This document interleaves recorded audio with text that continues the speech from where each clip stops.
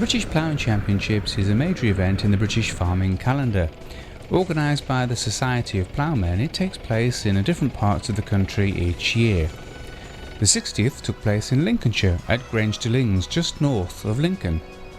As well as being a competitive event, it does plough through the ages, so to speak, so that visitors can see how ploughing has changed over the years. At the event, you could admire heavy horses pulling older ploughs, vintage tractors, and a whole load of different ploughing techniques. So, what are the origins of ploughing? Ploughing started out with early man as little more than a pointed tree branch, something to move the soil's surface so that corn could be sown. As the need to develop crops became more important for him to sustain his life, so he started to develop simple ploughs. Originally, they were like a rather large hoe. The ancient Egyptians made many design changes, but it wasn't until the 17th century that designs resembled anything like what we can see today. Nowadays, most ploughing is done with tractors pulling the ploughs, but for many years, horses and even the odd ox were used as a matter of course. And in the grand scale of history, that wasn't that long ago. Typically, horse-drawn ploughs would be able to cover an area of about 1 acre per day. Now, given the up and down nature of ploughing, that meant about 10 miles walking for the farmer, who would be stopping to make adjustments to the plough throughout the day. Nowadays, the big modern tractors cover an area of 4 or 5 acres an hour. 11 pairs of heavy horses could be seen at the championships. Now, if you've ever seen a Clydesdale or a Shire up close, you can appreciate the size and power of them. A stallion could be as tall as 18 hands and weigh around a ton. Horses soon became pretty much redundant as steam-driven tractors came into play. A big part of the championship focuses on vintage tractors.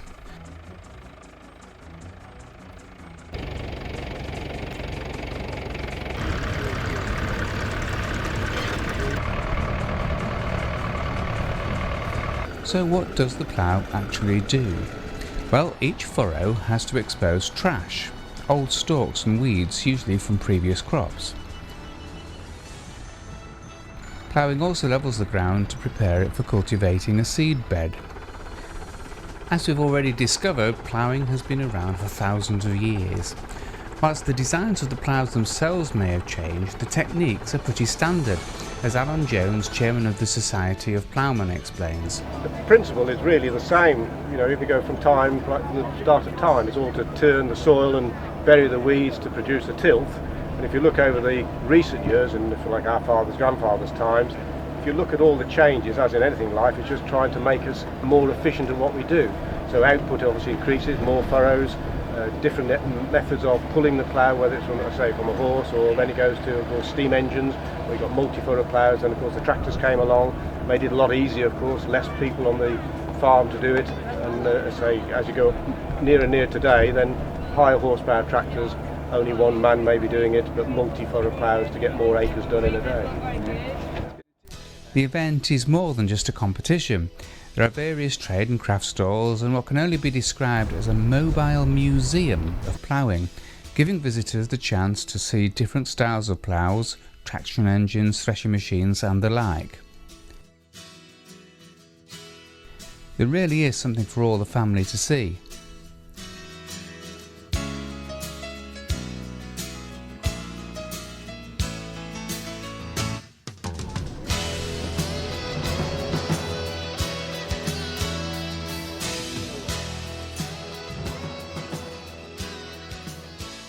There's even a police tractor. Not sure how fast that goes though.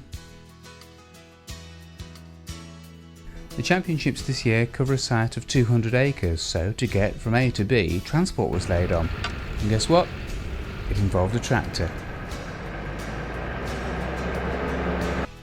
It was a huge 2-day event and we visited on the second day. So what was the main plan for the day? Ken Chappell is the Executive Director of the Society of Ploughmen. Well, today the finalists from yesterday, we should have qualifying classes yesterday, and the finalists in 2 finals one for reversible ploughing, the modern ploughing, and one for conventional ploughing, and the winners go for the World Championships next year. Okay, for somebody that's not involved in ploughing or farming in any way, what's reversible ploughing? Is that simply what it sounds like, going backwards? No. The plough goes across the field one way, with say the right hand bodies, and then they turn round, reverse the plough, tip it over, and go back up the same furrow. There are quite a few rules to be adhered to, and they're split into main categories: conventional ploughs and reversible ploughs. Among other criteria, marks were given for how well cut and straight the openings were, for weed control, depths and uniformity. Penalties could also be given by the judges for things like depth infringement, incorrect number of furrows, failure to finish the opening on time, and failure to follow safety policy. Where would we be without good old health and safety? We've seen horses and very old tractors, but they are dwarfed by today's modern tractors, with huge great all-seeing and all-dancing facilities, such as hydraulic turnover systems.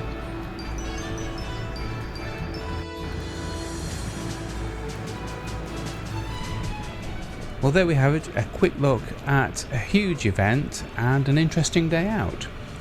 It really is a big job sorting out the winners from around 250 competitors. There are so many classes at the event to judge from. There's semi-digger work, to oat seed furrow work, to horse ploughing, general purpose, trailed vintage ploughing, hydraulic vintage ploughing, classic ploughing, oat seed furrow work, tractors, crawler tractor ploughing, it's the National Farmers Challenge.